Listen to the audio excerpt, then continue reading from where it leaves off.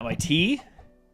I got some nice night bedtime tea, which I love. It's like this chamomile mint on blend. you. Makes me happy. Oh, that's nice. It is. It's like my favorite thing. We make sure to always have like a box. We actually just picked up the trailer because we're going camping tomorrow for the weekend up to Petaluma. Oh, that's nice. Yeah, and so like always have to have a box in the trailer, have a box at home because at night, like after Ray goes to sleep in the trailer, I like to sit outside and like read a book and just have my chamomile tea and just relax, you know. Oh, I'm loving that. That's awesome.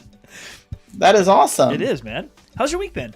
Oh, it's been good. I've been feeling really good. It's been I had a nice recharging weekend, to be honest. I was able to spend a lot of time with my brother Cool. and my family, which is always a lot of fun. And yeah, it was good. That's awesome.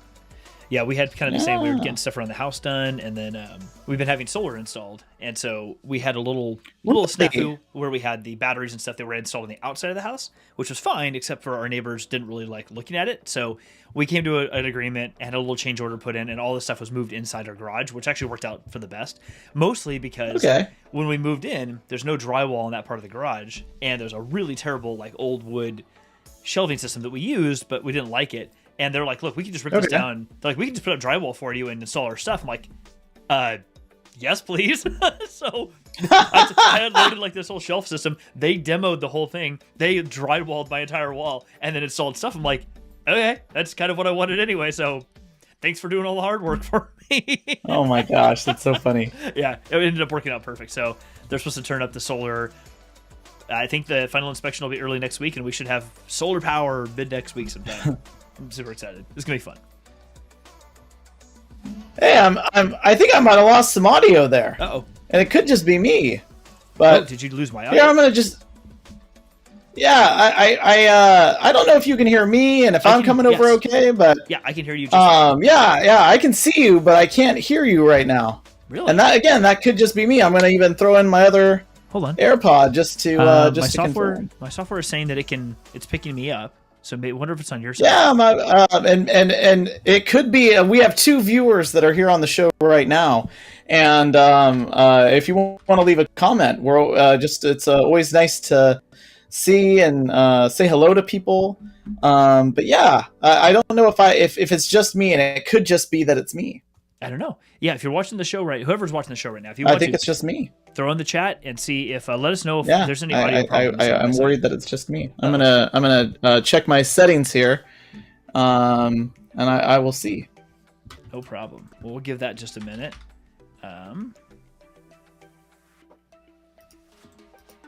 Sorry, everyone. Give us just a minute to get some technical things sorted out. Hello. I can hear you. Oh no. Uh-oh. Okay, I can see and I can hear you just fine now. Oh, you can? You can? Yeah. You can hear me? Oh, that's weird. Yeah. How strange. Okay. Well, I have no idea what happened. Whatever. Let's do this. Let's do this. All right. No, I'm sorry. I'm sure it was my setup. It's all good. No worries, man. No worries. We're here. We're having a good time. We got some viewers here with us. We're going to jump right into it. Let's do the transition. Let's just cut over. Let's do it.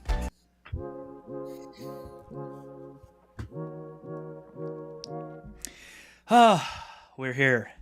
We're here. Oh, now I can't hear you.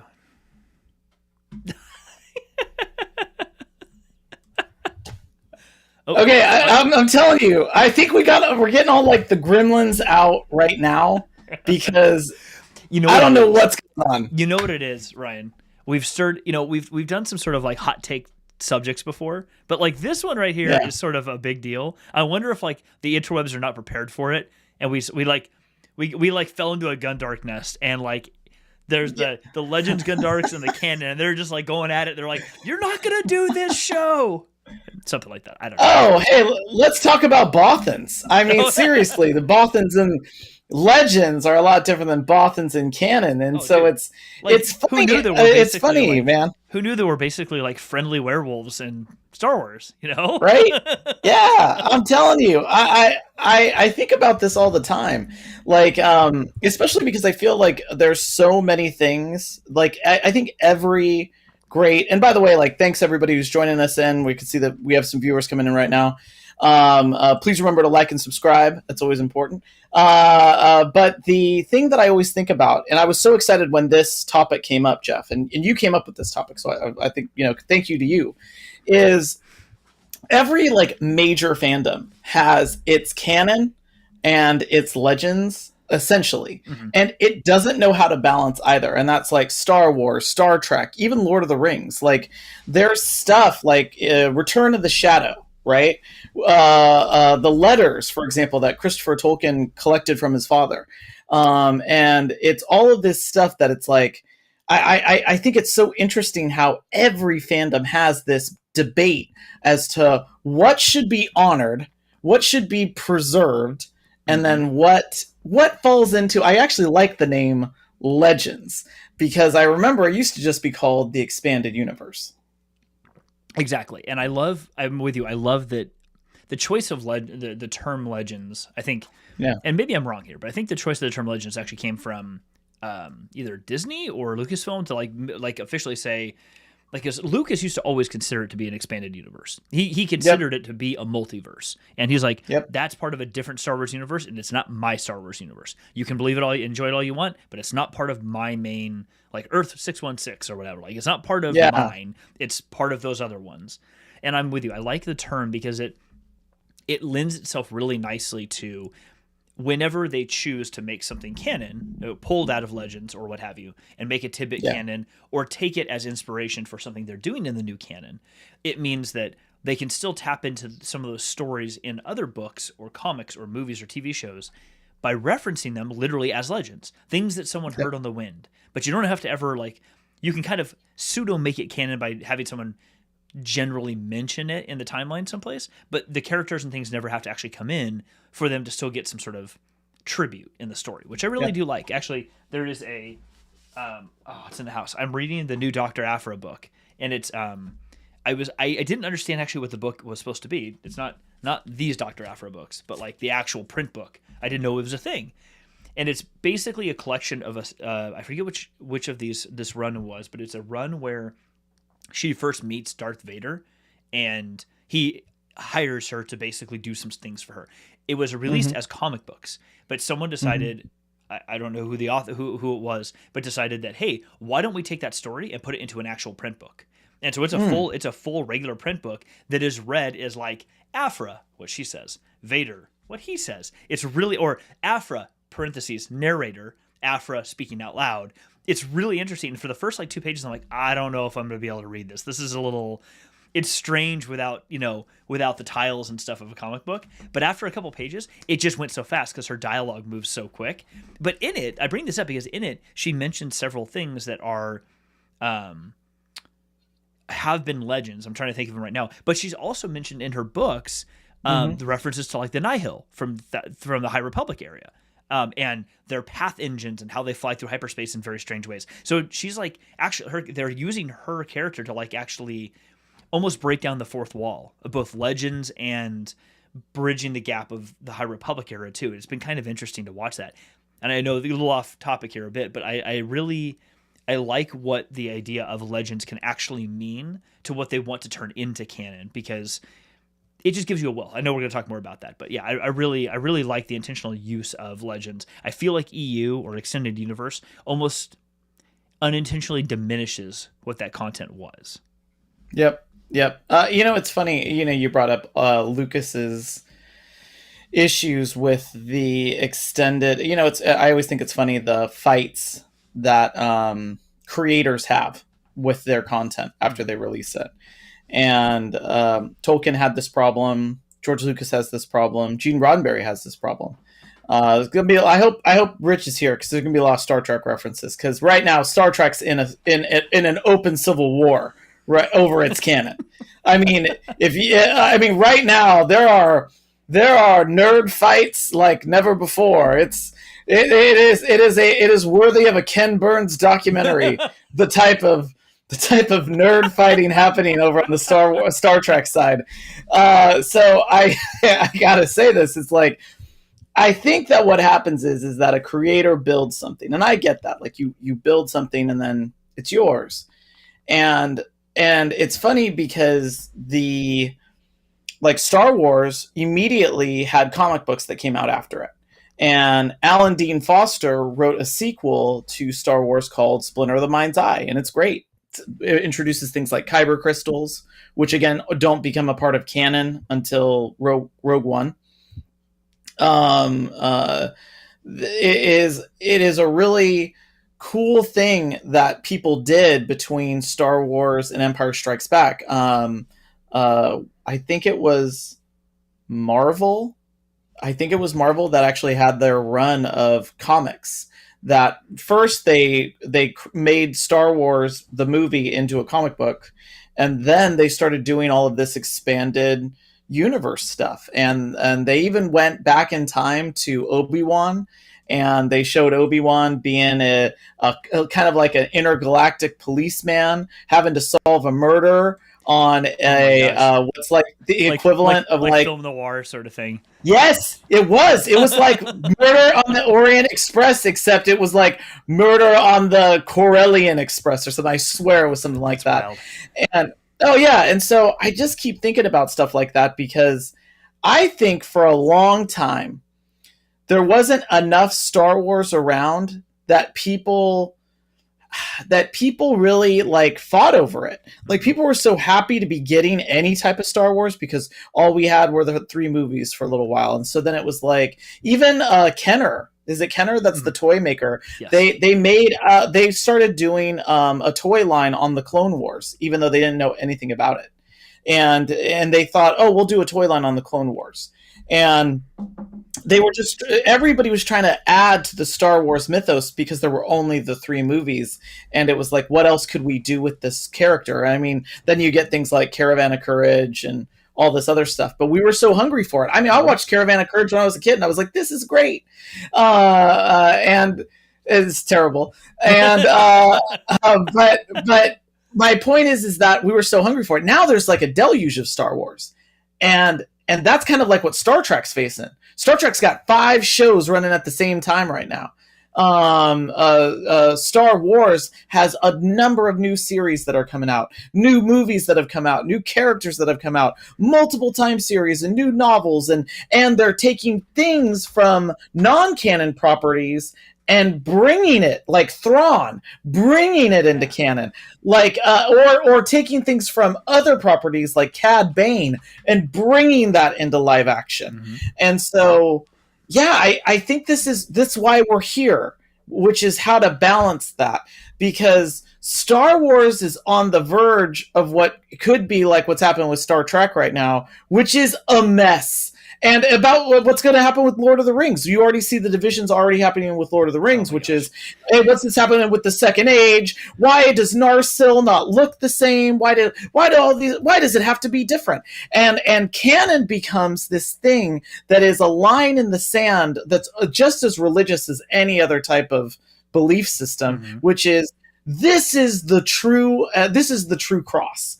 This is the one and only gospel, and you either believe in it or you're a heretic. Yeah. And so, yeah, I think you really hit on something with this topic. Thank you. I mean, cool. That's all I needed for tonight. Thanks, everybody. I'm good. I feel great about that.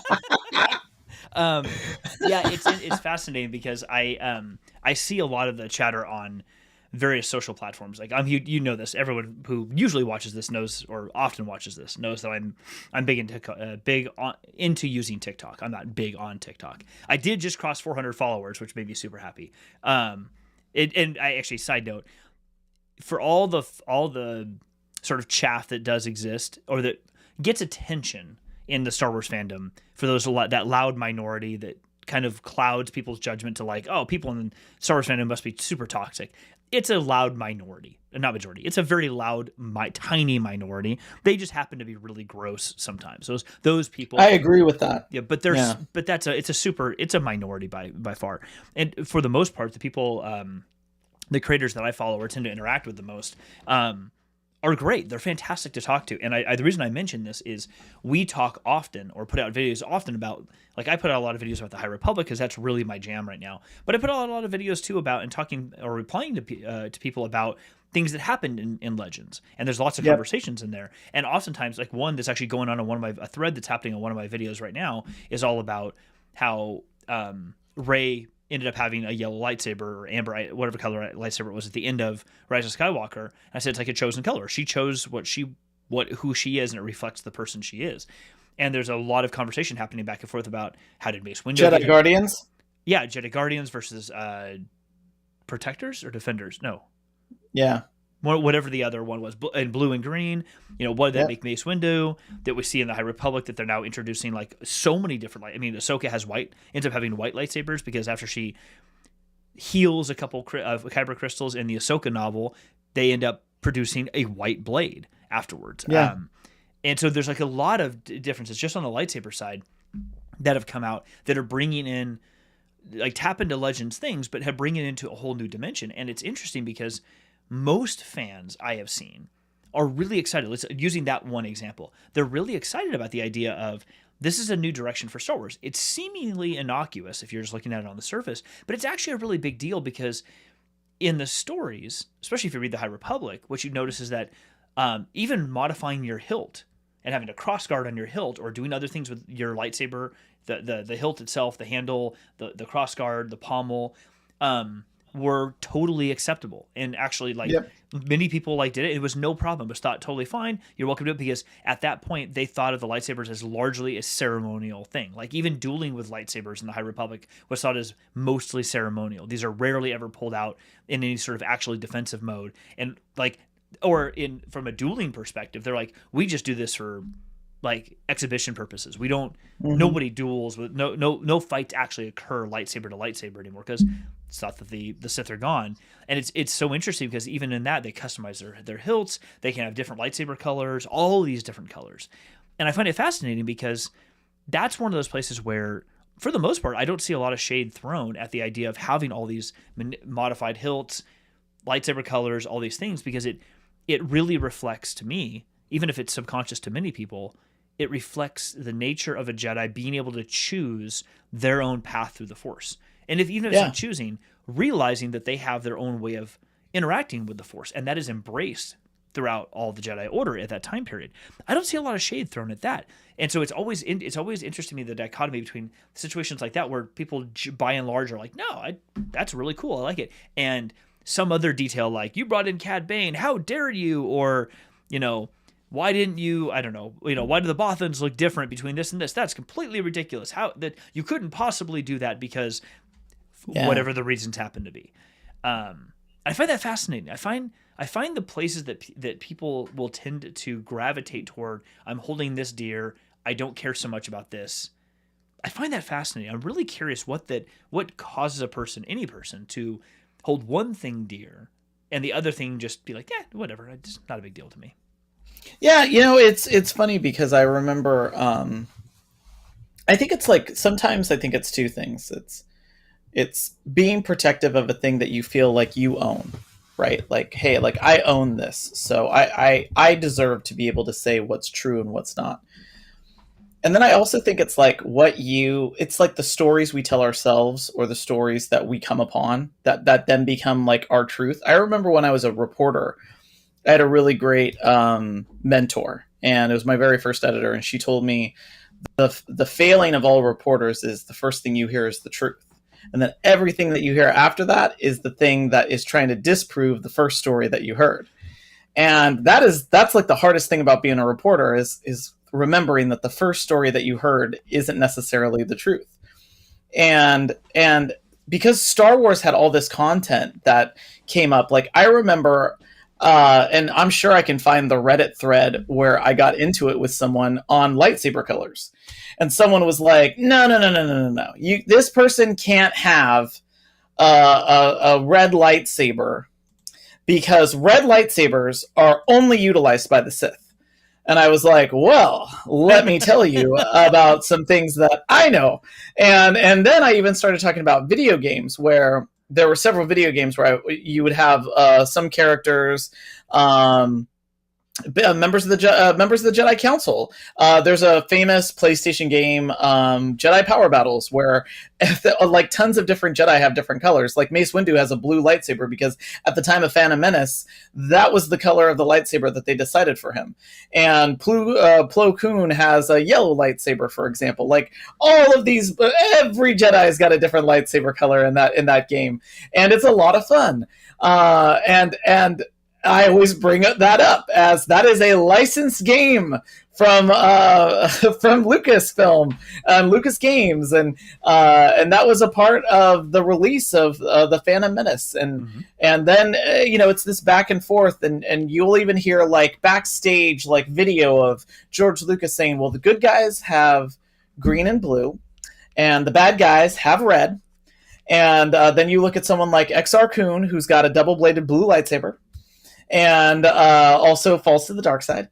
And then it's this kind of like back and forth where a lot of these rules aren't as hard and fast as I think some people want them to be, but because they came upon a thing or a story where they're like, no, that rule is hard and fast, that's what it is. It's and again, like I'll use another fandom example. It's the I can use two. It's the Klingon head ridges. In the 1960s, Klingons didn't have head ridges at all. They didn't look like they do now. And then in 1979, when the motion picture came out, they realized, hey, we have money. We can actually like give these guys makeup now and like make them look cool. And they said, yeah, let's do that. Let's like give them a different look. And you know how many fans freaked out about that? Not many, because everybody was like, yeah, of course they look different. It's a movie, so they're going to look different. But then likewise, they reinvented the look of the Klingons in Discovery, and that was like a bridge too far. It's like there are certain things where it's like, I think fans can have a certain amount of tolerance for, okay, so this seems fast and loose. Hyperdrive, how does hyperdrive work? Well, it just works, so it's fast and loose. How does the Force work? It just works. It's fast and loose. But then once there starts to become rules, people, I think there's a section of fandom that loves rules, and that's everywhere. Aragorn can't enter into Minas Tirith until Faramir invites him in, because otherwise he would break the prophecies. And it's like, yeah, well, in the movies they didn't have time to do that, so we gotta like let that one go. Warp drive, you can't go faster than warp 10, everybody. Well, guess what? They did that. And you can't do, but the warp scale's got to be redefined.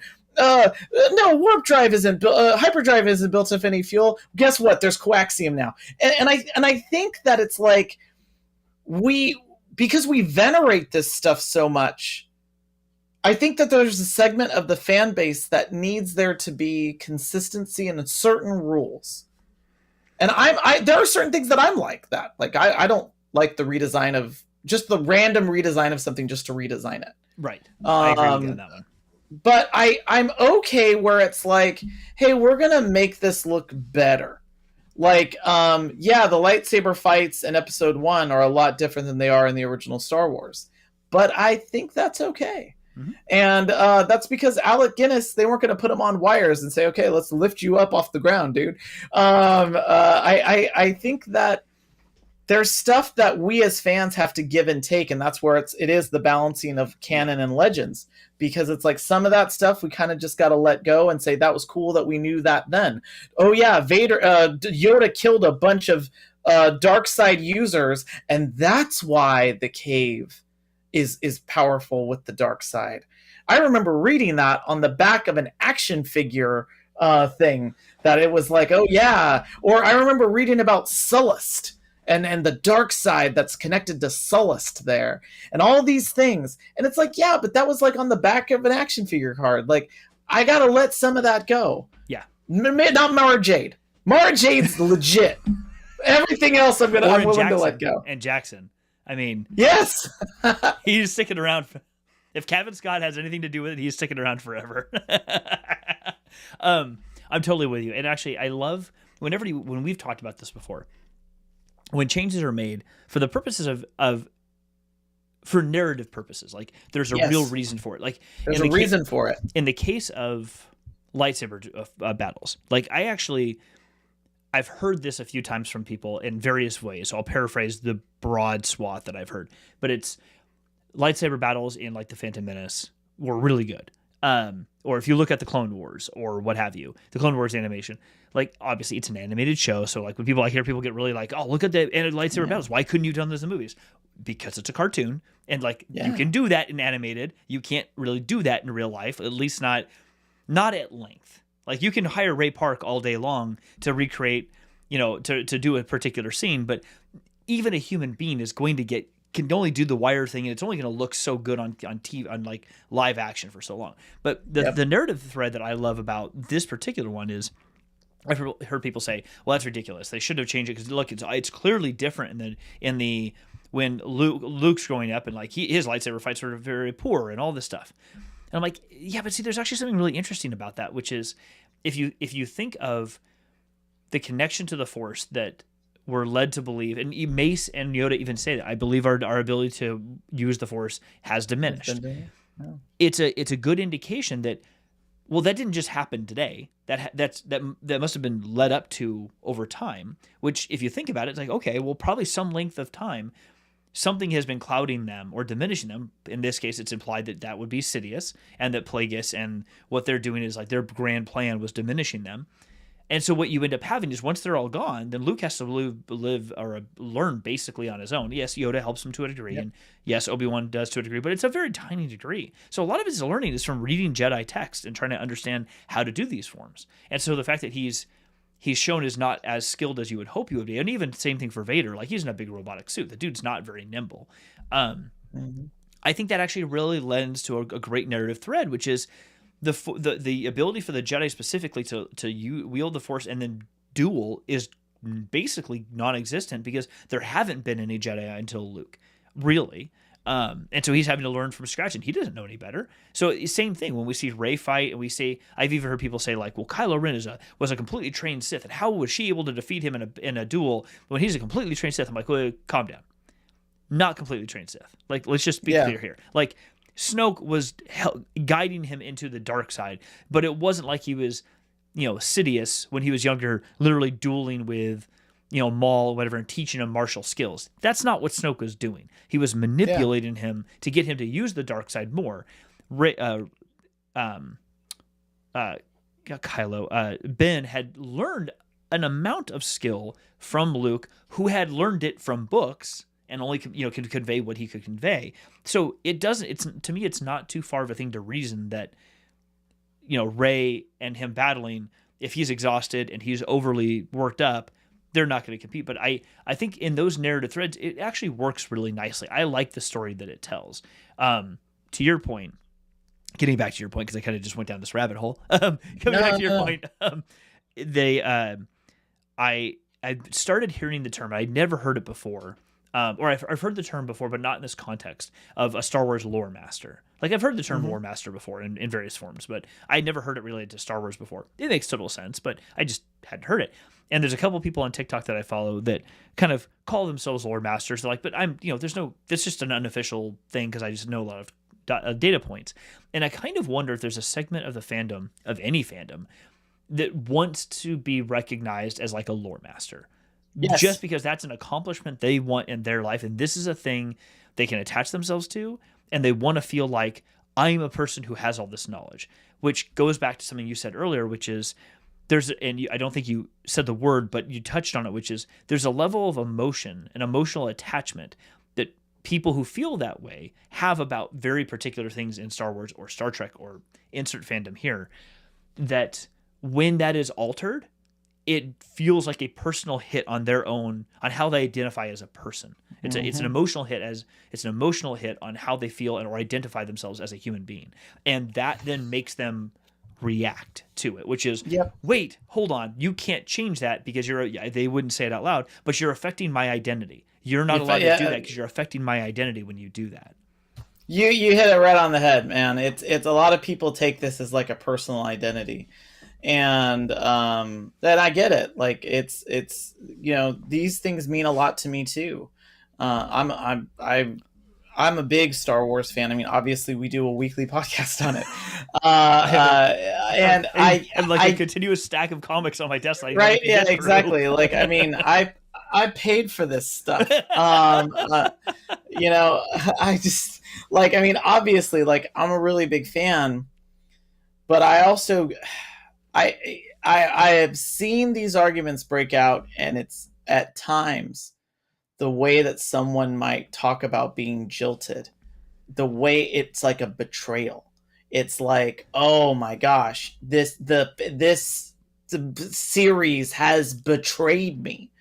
And it's like, yeah, you can't like pin all of yourself in this, man. Like, I mean, I remember the when the prequels came out, and people felt you hear the things like, you know, this is just ruined my childhood. It ruined my childhood.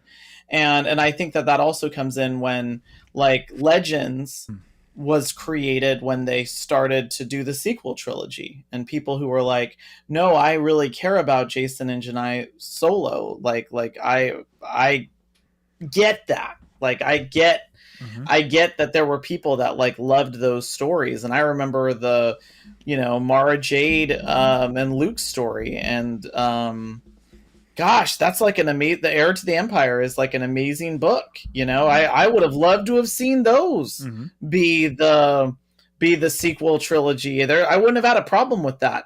But I was also okay with what they ultimately did, and tried to do kind of a new version, a new story. But I can see how for some people that was just a bridge too far, right? Because a lot of fandoms are, this is what I have. This is what I know.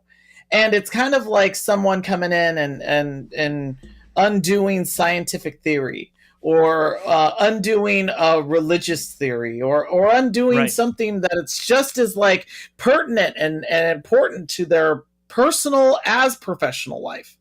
And to say, you know, oh, actually, I'm going to change this. Those changes seem and feel arbitrary, because in sometimes they are. And so then the reaction is no, you can't change this because I own it. Yeah. And so that's why I see that fight that happens. And it's funny because it's, and I realize rewatching some of these podcasts, I say it's funny quite a bit.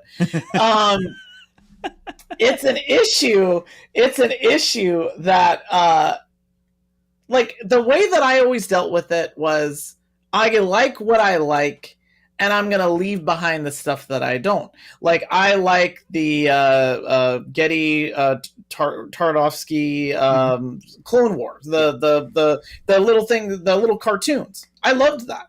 And that kind of fits inside of canon. It doesn't, but it kind of fits there enough. And I'm like, yeah, like I'm all behind that. I really enjoyed that. Those cartoons meant a lot. They told a really great story, but I'm not throwing a fit because the Clone War animated series came out and kind of rewrote a little bit of that and created characters like Ahsoka. I mean, I even came around on Ahsoka. At first I was like, I don't know if I like this character. And then I was like, oh, I love Ahsoka. And so I think you just have to kind of be willing to see these stories for what they are, which is somewhat changeable. Yeah, I think people have a hard time with that, because especially when it's something that it feels like it's so concrete. And I always think of the Klingon forehead ridges. I would have loved to have met the fan that said, no, I want the stupid makeup from the 60s. Why aren't they in that? And it's like, no, it's an opportunity to change. I want to come back to that Klingon ridges thing, because I actually have a very serious question for you about that. But I'll get back to it in a second. It's interesting because I'm thinking about what was the thought I just had? Sorry, I was thinking about as you were talking about like Mara Jade and these other characters, Force Awakens. Force Awakens is a great example. There was so much shade that was thrown at that movie by that vocal minority, and until we started doing this show, I don't think I ever really thought about it in the way that I'm going to say right now, which is a realization for some people, and I actually had to I chose to comment on somebody's video and do actually my own like stitched video of it on TikTok about how they were very frustrated about how those movies were made, and Rey was the main character, and lots of things that were very gross to talk about because like they're misogynistic and things like that. But putting that aside for a moment, because that's its own brand of its own big toxic box. Yeah, it's like, hey, we're gonna put all that stuff over there. Yeah, we're just gonna push that right here off of stage left. It's gonna go over here. Or actually, from everyone's perspective, it'd be over here. We'll push that off stage left. That's actually my right. That way. Yeah. What I replied back to this person is I love the idea of Legends, and I love the idea of bringing, if not an individual, a specific character by name into a new property, bringing what their character represented in either the book or the comic or whatever it was. Like, what was the narrative purpose of a particular character in comparison to other characters in that particular work? What was their purpose there? Forget their name, forget what they looked like and what race they were. It doesn't matter. What was the narrative purpose of that character? And the reason I brought that up to this person was, it's the reason I actually really love Rey as a character. I do wish they had not we've talked about this, gone down the path of the whole Palpatine thing, but we'll get back to that another time. I love the character of Rey because what it represented was not a character and not even narrative, the narrative of, or furthering the Star Wars ethos overall. What it represented to me is, here is a way to bring in an audience into Star Wars that has never been involved in Star Wars before. They've never seen it. They've never watched it. They've heard about it from their parents. They don't really know much about it. Maybe they caught a couple movies here and there as kids because their mom and dad, like us, made their kids watch it, but they're not into it. And then they watch this, hopefully, and go, oh, well, what's this? That's kind of interesting. This is something different. And it brings in a whole new group of people who resonate with stories, a different set of stories, because they've grown up in a different time period, and the world around them is different than what you and I grew up with in the 80s and 90s, because generations are different. Like, that's how the world works. And so, creating these new movies with different protagonists and antagonists who are almost gray in their own right. Like, Rey isn't just purely good when we see her in the beginning, and I don't mean she's bad, but she's not just good for the sake of good. And when we meet Kylo Ren, aka Ben Skywalker, he's not just purely bad. Like, it's obvious from the beginning the guy is being manipulated. Like, right away when you meet him, he is being manipulated by somebody else. That wasn't clear for a lot of the villains that we saw in previous parts of Star Wars. And so I love that because it gives an opportunity to interact with or connect with a whole other group of people who view things differently, have had different experiences of this new younger age group. And I love that. And I think you hit it right on the head that people are like, no, I own this thing. And it's like, okay, you're allowed to. You are allowed to love the thing that you love. You maybe let go a little bit, just like gear down, big shifter. But, okay, I get it. But also recognize if you love that thing so much, probably time to admit to yourself, but these new things, they weren't made for you. Like, you were allowed to enjoy them because they're there to go enjoy, but they weren't made with you in mind. They were made with a different group of people in mind that they're trying to attract in, because if you continued to just make, as it says up there, if you were continuing to just make Legends stuff that came out in the 80s and 90s, you're not going to go very far, because all of us, we're going to age out. Like, over the next 20, 30 years, our ages, we continue to get older, and younger people just keep coming into the world, and they're not going to understand what any of that was, because they can't go back to 76 and 77 and feel the feels that those people felt when it first came out and go through what you and I went through in the 80s and 90s. You can't go back to that. You have to start wherever you start. So you have to make new and fresh properties for people and create new narrative threads for people that resonate with them, because it cannot just stay the same. No thing will ever get better or improve and evolve if it stays the same. That is the opposite. That is the opposite of evolution. Evolution is ongoing change, hopefully good, positive change. Otherwise, you're stagnant. Fixed mindset versus growth mindset. Like, in no stories, even Lord of the Rings has gone through its own change. Ages. It has. The letters, Christopher Tolkien, and the untold stories, and all these other things. It has evolved over time and continues to evolve. And I think what people, let's talk about Lord of the Rings for a second. I think what a lot of people have missed, that's a classic example. Tolkien created those stories. The impetus he had for even starting writing this is first to write a children's book. Not really for kids. He just wanted to write this book. But then his whole reason for creating these things was to create a mythology for England, for the British people, Yes, because that's right. he said outside of Arthurian legend, England, Great Britain does not have a proper mythology. And he, as a linguist, he wanted to set out to create a proper mythology that the English people could potentially grab onto. But mythology evolves. A linguist would know that. A historian would know that. A mythologian like our friend Joanna would know that. Like, mythologies evolve because our understanding of those characters essentially changes over time. And it did even for the people in antiquity. And I think a lot of people who have attached themselves so heavily to parts of Star Wars that they knew and loved have either missed that, weren't taught that, or if they did, they forgot about that because they want to hold so tightly onto a thing. And that, I know, that makes this topic really interesting for me because, I don't know, it just makes it really interesting. I'm really curious to see what you think about that. Yeah, no, I would agree with you. I think that I think generations have to give way. I remember actually something really funny, which was when episode 1 came out.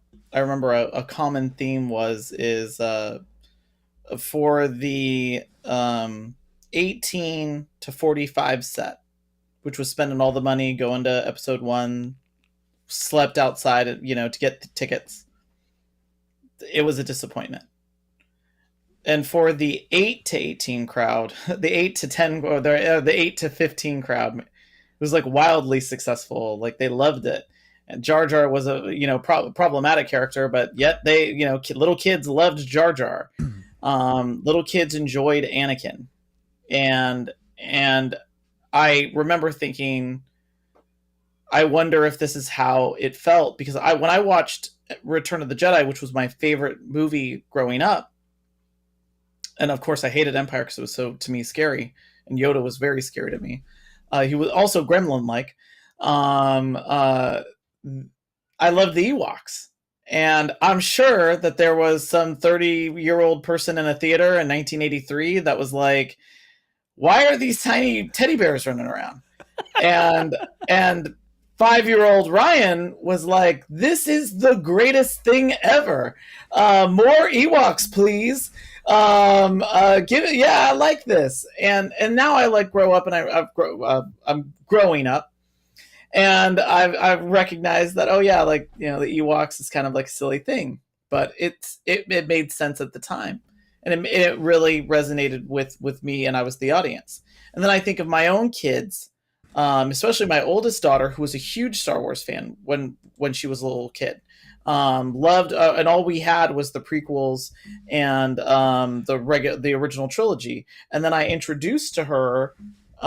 We went and saw The Force Awakens, and I think, gosh, when The Force Awakens came out, it was 2015. She was 8, and that was so big for her. She was Rey that Halloween. It came out in December, and even the following Halloween, she was Rey. I remember how hard it was to find a Rey action figure. That character made a huge difference for my daughter. And I was able to also enjoy Star Wars in a way that I had never thought I would be able to, which was not just through seeing the same characters I had seen and introducing them to my daughter, and all the legend stuff and all that stuff, but all this new stuff, all this stuff that was written for her, watching it through her eyes, watching her be excited about that character, asking me, can we go to Disneyland? Because they have this thing at Disneyland where you can meet Rey. And it was like, yeah, we can do that. And then suddenly I was transported back. I guess it's because I was never so rigid in why I liked it. It wasn't the rules that I liked, it was the themes that I liked. And so every time I watch Star Wars, it transports me back to when I was a kid. And so that's why I don't need it to follow certain rules for me to do that. There was another thing though that you brought up, and I kind of made me think of something else, which was you talked about the willingness to have the pliable mind about all this stuff. Mm-hmm. And I will say, and I really mean this because I think it's hilarious. And by the way, I see Rich has joined us. Hey, Rich. Hey, buddy. You missed tons of Star Trek references, man. And so Jeff, like, I grew up reading comic books, and comic books were famous for changing and rechanging their mythology. Mm-hmm. Like, I think probably the only consistent thing universally is that Uncle Ben dies and stays dead. But I mean, it's like, how many times does Professor Xavier die? How many times does Wolverine die? How many times does someone lose their powers and then get them back in some really weird way? How many times does a character's backstory get fully rewritten and you just have to get on board with it? Like no joke, like Wolverine's original introduction in Giant Size X-Men has been retconned in a later story that was, that was an implanted memory that Xavier put. Like comic books are sacrilegious and heretics to themselves. Mm-hmm. And so because I grew up with that, I guess I kind of never believed so much in this stuff to think, it's got to be hard and fast. Like, I was annoyed when things were just changed just to change it. Like when someone randomly got some type of crazy power, like Angel, I remember getting like crazy powers, or like they did weird stuff with Superman in the 90s that I didn't like, because they just like ran out of narrative stories. And so they just like invented crap. Like, I hate random crap. But what I don't, again, with like the Klingons, we're just going to redesign the Klingons. We're going to reimagine the Klingons. It's like, no, that doesn't make any sense. But then I look at someone like Ronald D. Moore and what he did with Battlestar Galactica and reimagining that and actually making it this like amazingly powerful story from its source material, which is honestly crap. And so, yeah, I guess what I mean is that it's something to consume, but I don't know if it's who you are. Right. And I think that that's where we kind of mistake one thing for another. Yeah, it's interesting you say all that. I until high school, middle school, I wasn't big into comic books. I don't know why, but I don't think I even realized it was a thing I could get into. And it wasn't something my parents were taking me to comic book stores. Neither of my parents were geeks in the sense of what we are, for anything really. And so I don't think I really understood what it was. And as a result, it wasn't even until high school when I was in Boy Scouts that someone in my troop mentioned the idea of like these Star Wars books. I'm like, wait, there's Star Wars books? I didn't know that was a thing. And the first season, it's actually on my shelf back here. One of the first series I ever read of actual books in Star Wars was the Jedi Academy trilogy. And that's where I realized, oh my God, there's like all this other stuff. But what's so fascinating is I didn't actually read Heir to the Empire until probably 6-7 years ago. I didn't know about it. I didn't even know how you would find out about Star Wars books. Because I didn't go to libraries. I didn't go to comic book stores. So I was like, if someone told me there's a Star Wars book I should read, I'm like, wow, there's another Star Wars book? I didn't know there was like a whole chunk of them you could go get. Someone mentioned one, I could go get it. And so every time I did read one, I would read it, and it was like I was like an archaeologist. I was just discovering some new information about a character that I had no idea about. I'm like, wow, that's really awesome. Here's another book. That's really awesome. Here's another book, and that's really awesome. Like that's how it always landed with me. And so when I got older and I got back into Star Wars again later on, and I started hearing some of these things like, well, you changed this detail. I'm like, oh wait, those conflicted with each other? I'm like, I don't know. They were just really cool stories. And they made me love Star Wars even more. Yeah, if there's one semantic piece and there are a handful that were changed between two, I'm like, okay. Like I was literally not paying attention to the semantics. I was reading the book to get to go through a story narrative and understand, like, I couldn't use those words at the time, but I now know, like, I was just reading because I was like, I stayed up till 4 a.m. to get through this, not to make marks of like, oh, that person has this widget and the Millennium Falcon had the landing gear in this way this time, but not that way. I'm like, oh, that was a thing you thought about? Cool. Okay. All right. I never even considered it before. I mean, comics probably would have been different if I was into it because of the visual nature of the comics. You could actually see a detail that they would describe that might visually look different in another property, and they would become blatantly obvious. And there's no way to hide that in like a description that one person reads one way and one person reads a different way. When you see it visually different in two places, okay, making one character like Plo Koon be, the character that he is, and then maybe make him human the next time, that would be like whoa, hold on, wait, that doesn't actually make sense. But I never experienced it, so I think it even hit me harder when I would come across people who held on to these things so strongly that I'm like, really, wow, that's how you thought about it. I mean, cool, like if that's your jam, right on, but I seriously never considered it in any of these ways at all. Like I was completely oblivious to that layer of detail. I just enjoy these stories. They were just so much fun that always felt super positive to me. So when I would hear the fandom get upset or frustrated about this mix up here, I'd be like, really? Huh. Okay. Like, I guess that's a thing. Yeah, I it's funny because I remember it's the same thing with like again, to use Battlestar Galactica, which I can't think of something that has a better like divergence between its canons. It's like what its source material is and what ultimately came out of the reimagining by Ronald D. Moore. And by the way, if anybody's out there that hasn't watched this, it's a powerful series. But I remember that they had changed the character of Starbuck to a woman from the original series of Battlestar Galactica, and there was outcry about that.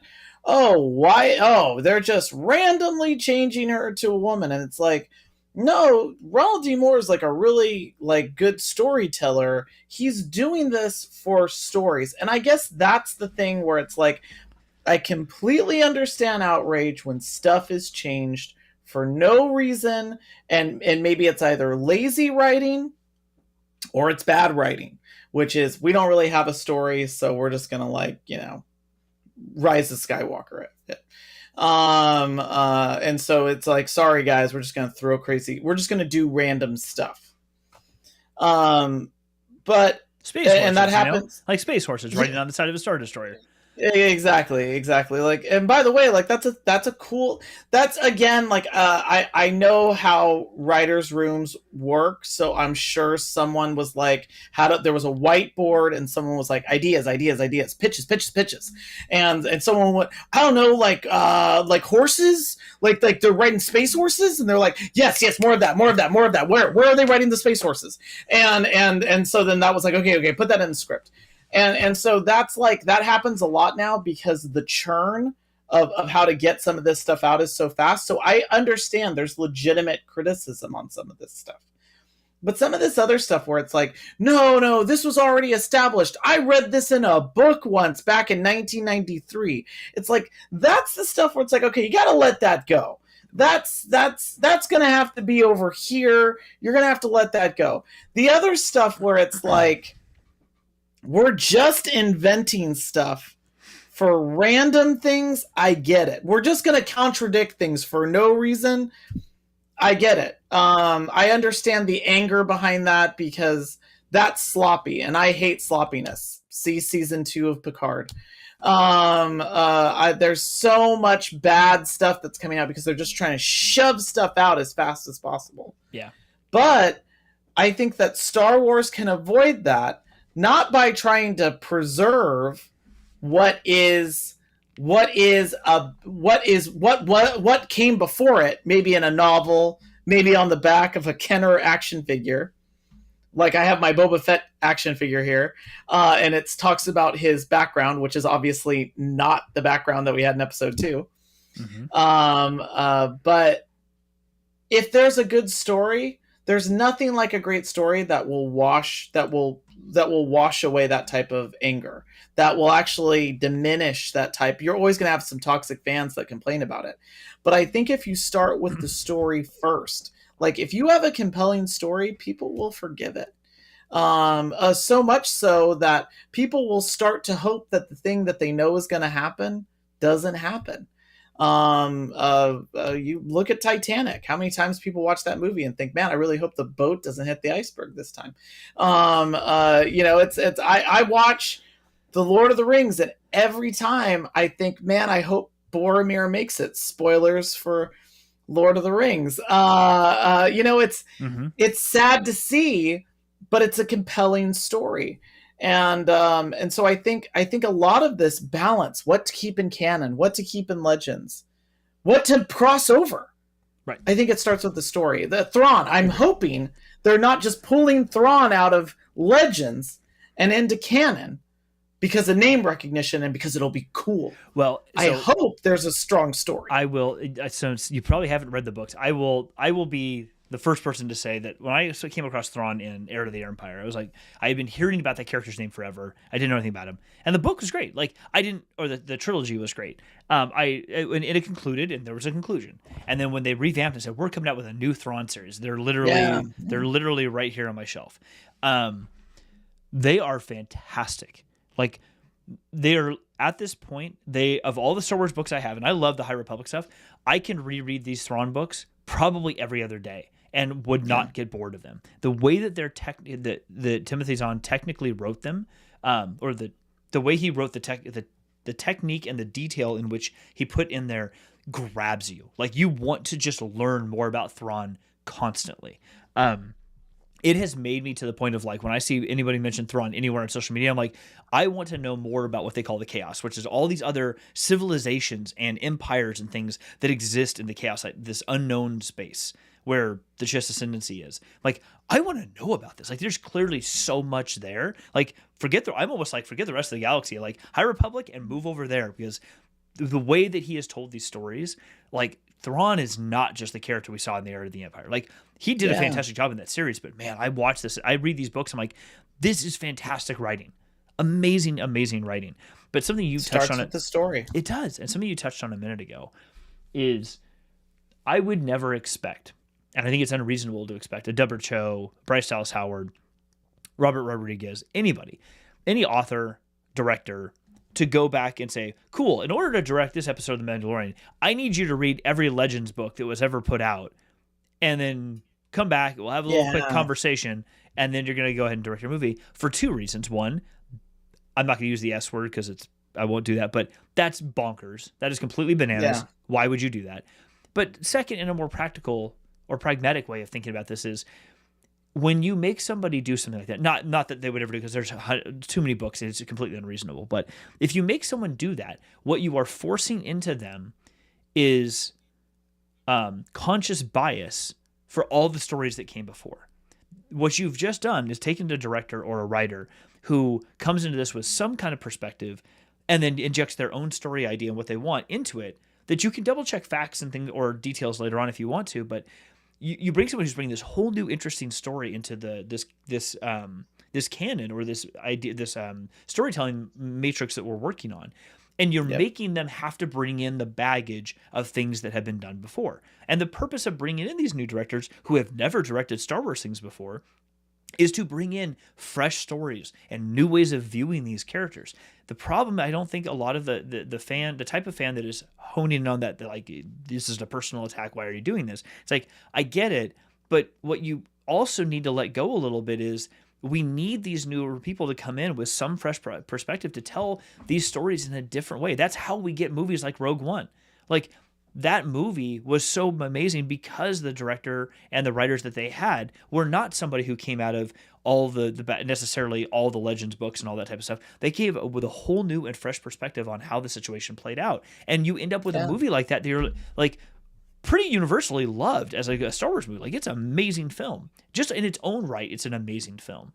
And that, I think, is what gets missed a lot is it's not letting go of the past for the sake of letting go of the past. It's recognizing the past exists, doing a new thing. Go back and double check a couple things. Like if you're blatantly saying the Death Star didn't look like a circle, it looked more like a triangle. Well, yeah, maybe you want to go double check a couple things a little bit. It looks like the diamond or the whatever the shape is from the Mortis story arc from the Clone Wars. Yeah, that's not what the Death Star looked like.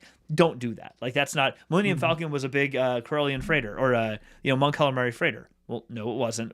It's a recognizable thing. Don't tune that. But outside of that stuff, let them be creative with this so that we can try to get a different sense of the story that they're trying to tell that you haven't seen before. And maybe it'll blow your mind.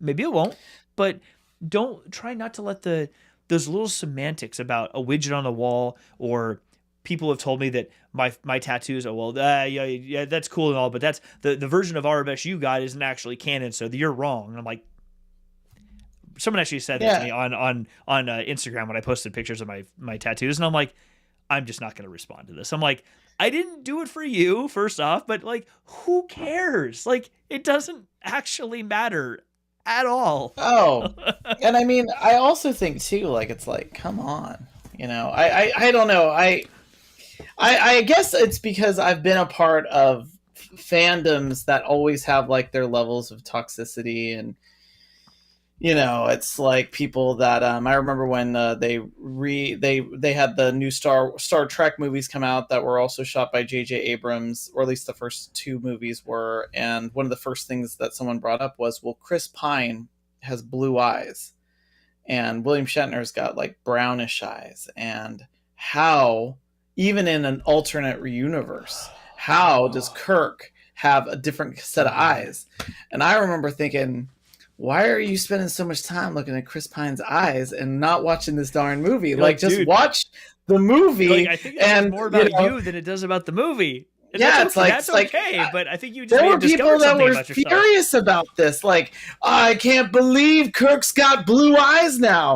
And all I kept thinking was like, really? Like, didn't you watch the rest of that movie? Like, I was really upset that they, spoilers for that movie, they destroyed Vulcan, which to me was like, that's such a huge thing to do. It's consequence.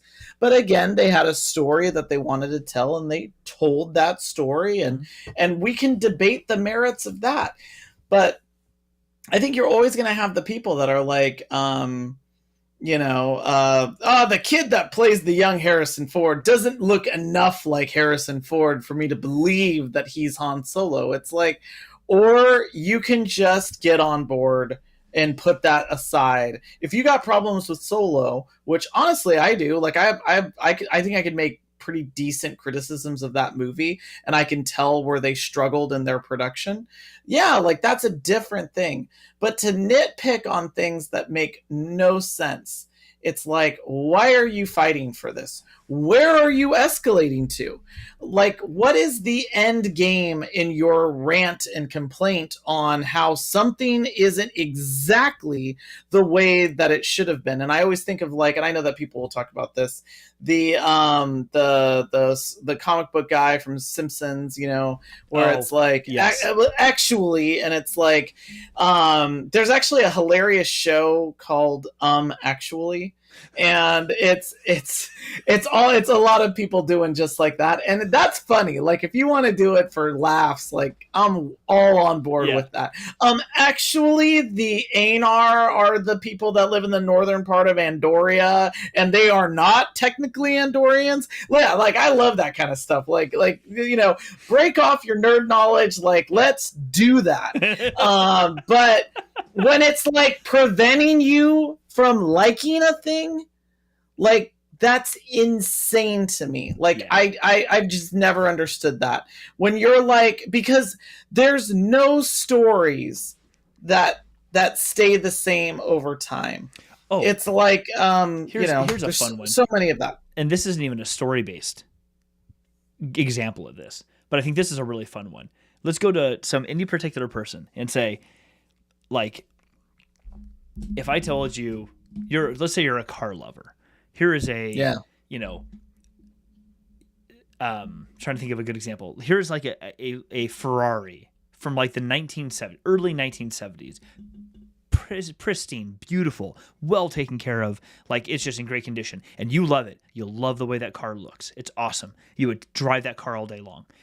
Fast forward, and someone comes up to you and says, here's this brand new Ferrari, I'm going to give it to you.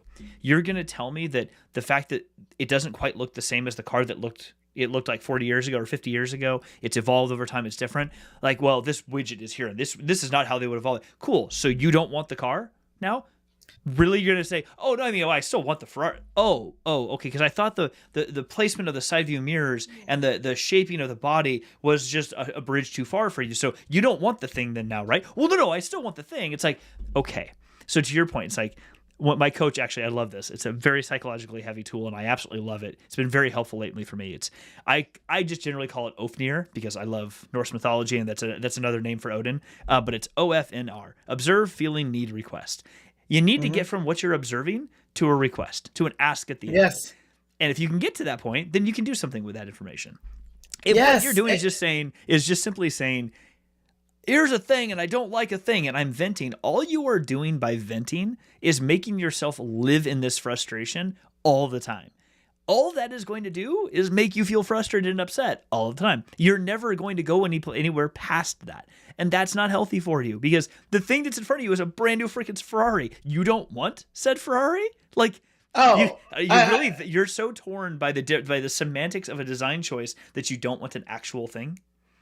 I feel like there is like always. It's funny because even with cars, there's like a toxic fandom that's always like having to do this type of fight. I had a friend of mine who restored a 1966 Mustang. Beautiful. Another car. It was. Oh yeah, right. And I'll never forget when we were checking it out, and someone from down the street came by to also check it out with us because it was my neighbor that did it.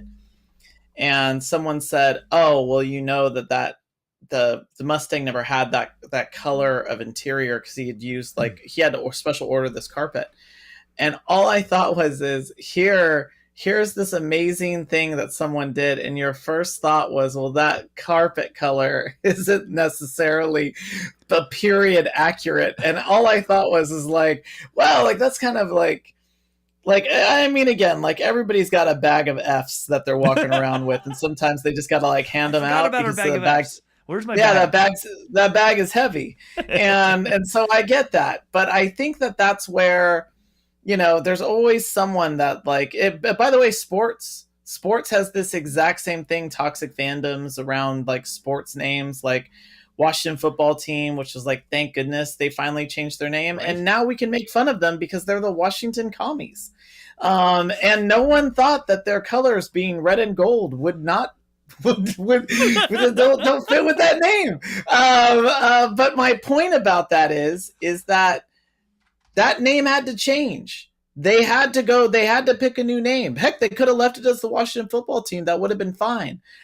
But it's weird that there's like a toxic fandom that is always going to be there that's trying to say this is the truth because it's always been this way. And anybody that wants to fight against change is like, it's like saying I want to pause real life. Because you're never going to get that. You're never going to get those things. And I feel like people that are comic book fans, people that have grown up reading comic books for years, it's a weird dichotomy of people that don't want things to change and yet have been forced to deal with change forever. That there isn't a comic book character. What if I was to talk to you about what is the thing that Superman, what is his power that he is the most famous for? I don't know, flying? Boom. So when Superman was originally created, he's faster than a speeding bullet, more powerful than a locomotive, yes, able to leap small buildings in a single, or tall buildings in a single bout. Mm-hmm. And that was his power, not flying. He did not fly. He jumped really high, but he didn't fly. And by the way, like someone's going to probably point this out to me that I might be wrong, and I know that I'm not. And the flying thing came in later. What is Batman's one rule? What is Batman's one rule? No killing. And yet he killed tons of people early in the comic books. He was killing people left and right. But then when they remade the character in the Silver Age, Batman doesn't kill people. And that actually is part of like kind of Batman's honor and code.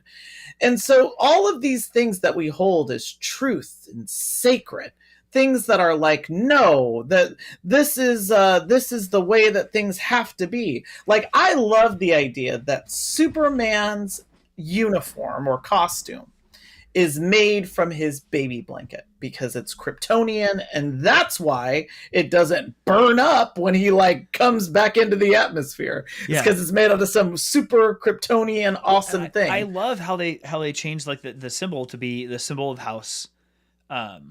Of L, yes. House L. I love that. Like, oh my god, that is like That is a fantastic, like that the houses, the idea there were honorable houses in your. I'm like, oh my god, Krypton. that connects to so many different like mythologies and stories that we have, like the house of this god or this like or monarchies. I'm like, oh my god, that resonates with a whole bunch of things. It's not just I am so narcissistic that I need to have my code name on my chest in a massive diamond shape and say, who are you?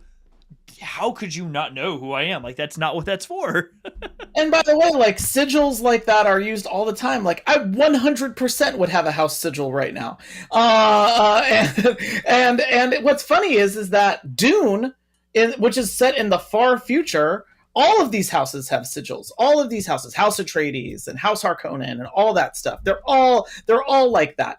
And so when you see this setup, and by the way, where did that come from? Where does the giant thing on the chest come from? And I could be wrong on this, but I don't think I am. Marlon Brando's on the set of Superman the movie, and he's like, you know what would be cool is if I wore the big S on me, and everybody else has, they're all wearing they all also have that as their sigils, and that's on their chest. And so a really cool thing comes up as accident.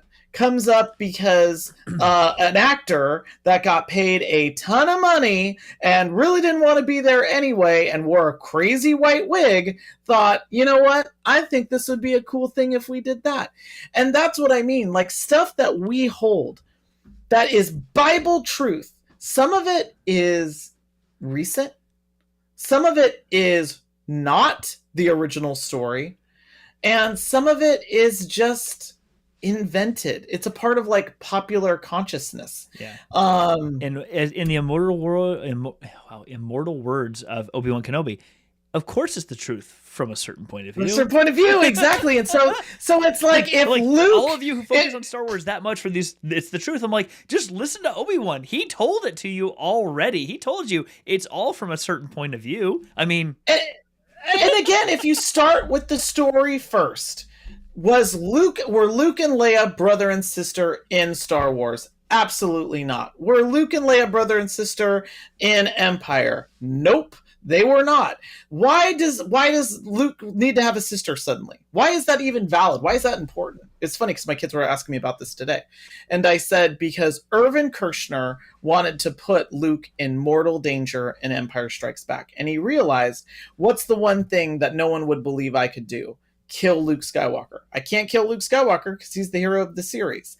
And so what did he do if he's going off to go and fight Darth Vader? How can I impart to the audience that he's actually in mortal danger? I know. I can say the two things that are the most important thing that happen right as Luke takes off. Obi-Wan says, "That boy is our last hope."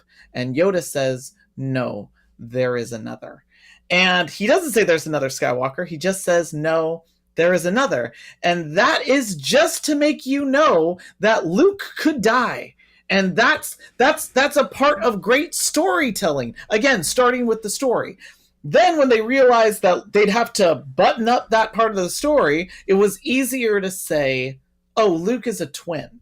And the other Skywalker is Leia. And oh, by the way, that's why they had that connection in Cloud City. That's why Luke reaches out after he can't reach out to Ben in the Force, because the Force doesn't care if you're family or not. He reaches out to Leia because he can see, feel, and sense Leia. And Leia has the moment where which again, one of the greatest moments in Star Wars.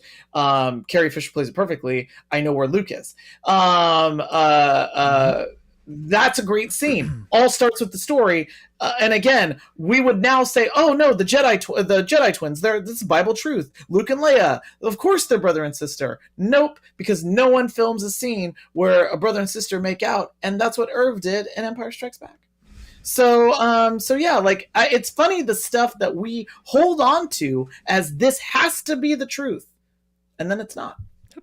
Exactly. And just like Rich said, I had to put that because I love it. Like he put the S on his chest because it helps him keep track of his clothes at school. That's exactly right. That's exactly right. You know, like the gym t-shirts when you went to school that had your school name with the big box on it, and you had to write your name and like Sharpie on it to say, hi, my name is at Mountain View School, Jeff, or whatever. to this day, I still respond to Rose. Dude, I Yes. couldn't. I don't know how it happened. I really don't. I mean, my last name is Bull, so like everyone just either made fun of my last name or just called me Bull because why not? And then sometime in high school, a friend of mine started calling me Jefe because he's like, "That's your name in Spanish." I'm like, "Okay, I know." I'm like, whatever. And it wasn't until like years later that I realized that's not what that means. It's something very different. Yeah. I'm okay with the alternative. I'm also okay with the alternative.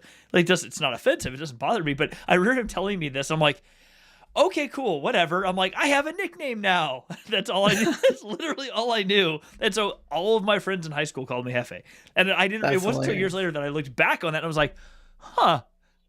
I don't think you realized what you were actually calling me all the time. I'm like, that's cool. Like, I'm the boss. Actually, I'm the leader. I'm like, I felt super self-conscious, but apparently I'm the leader here. So right on. Yeah, it's pretty like legit boss, man. That everyone's calling you chief. Oh, I like that. Yeah. It's the truth from awesome, some point of view.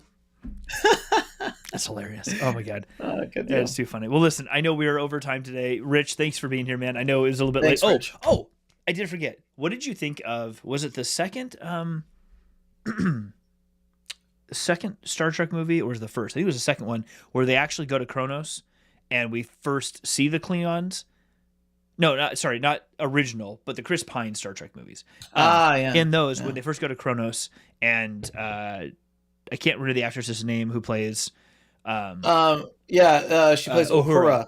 Plays Uhura, and we first see the Klingons there with no hair, like without sand hair, and all that type of stuff. What'd you think of them in that? Because I actually really enjoyed that, but I did get kind of weirded out by how they sort of evolved that look into Picard. Or not Picard, into Discovery. Because they're similar, but they're also different, and it felt a little too... the best way I can describe it is in Discovery, it felt like the Yuzong Vong. That's all I could think of. And there's a lot of other things too. So like they reimagine. It's funny how the Klingons go through this period of reimagination, but they actually kept reimagining them and tweaking them to make them, I feel like, better from 1983 to about 1999. There's all this really great Klingon lore that's built, and this is where it's like 15 years of like building. This is why I actually don't like random crap being done to an existing storyline. The Klingons move from this one-dimensional, stupid villain in the original series. They're just dummies to be beat up. To this honor-bound, samurai-like, society. They're feudal. There's all of these houses. They would rather die than lose their honor. They have all of these warrior codes. And that creates all this conflict because they live and they are wildly militaristic, and yet they have become allies with this force for peace. And so they're having to like grow and change, and even the promotion of Klingon scientists, and for example, there's all these things where it's like there's no Klingon doctors because an injured Klingon can't be a Klingon at all, and you would never want to be a burden. It's all these like crazy, really interesting stories that the Klingons end up creating. And so then the Chris Pine movies come out, and they have the new Spock and the new Uhura and new Sulu and all these people, and they changed the look of the Klingons. And they kept the forehead ridges, even though the forehead ridges in that was all like pierced. Yes. And then they gave him like blue eyes. Apparently they're like crazy with the blue eyes. And they gave him like blue eyes, but they still had him speak in Klingon, which I was like, that's cool, because that's like still. And I was able to kind of like let that go. Like I was like, yeah, it's fine. They still seem to be Klingons that I can recognize. Right. Like it's not so far out of the realm. Like I wasn't cool. I didn't understand like what was with the piercings, but I was like, yeah, it's fine. They look enough like that I could recognize them. Yeah. Whereas the other Klingons in Discovery, I could not recognize. I did not know them. I did not understand the culture that I was seeing. And because it's set in the past, as a prequel, it would have made more sense to me, like, set it like 1,000 years in the future, and then I would have been like, oh, this is apparently what the Klingons became. But because it's like set in the past, this should even in the past of the future. This should even be more of something that I can recognize because I know what the Klingons are in this time. Yeah. And so yeah, I really struggled with the with how they did that. And so yeah, I feel like that's where it's like you can have that break in canon, Jeff, to I think some of the points that you've made, which is if it's story driven, if you're changing something like we're going to give this character this attribute because it really enhances the story, we're going to make Vader Luke's father. We're going to do those things. Like, that is great. Like, do that because it enhances the story. But if you're just doing random crap, that's exactly what it appears, I think, to a viewer. Absolutely. Yeah. We're going to wind down. Pink Milk, thank you for being here. And you said you found us on TikTok. That's really awesome. Thank you. I posted, thank you so much. I've posted a couple of times about it, hoping some folks would jump over and say hi. So thank you for being here. We're kind of at the tail end of the show tonight, but I still really we both appreciate you being here. Thank you. Yeah. Listen, this has been awesome. If you haven't subscribed yet, please, we'd love to have a subscribe. Ryan and I are getting together in a couple weeks in person. Now that's a thing that we can do to start doing some planning for the future of the Kessel Chat. We have a lot more content ideas we want to put together. So there's going to be some social lubricant involved and hanging out together and planning. And it'll be probably a ton of sticky notes and it'll be a lot of fun. So stay tuned. Rich, as always, it's good to have you here, buddy. Pink Milk, thank you so much for tuning in. And for the others who are here too, we appreciate you being here. Have a lovely night, everybody. We'll talk to you soon. Right on. Hey, bye, everybody. Cheers.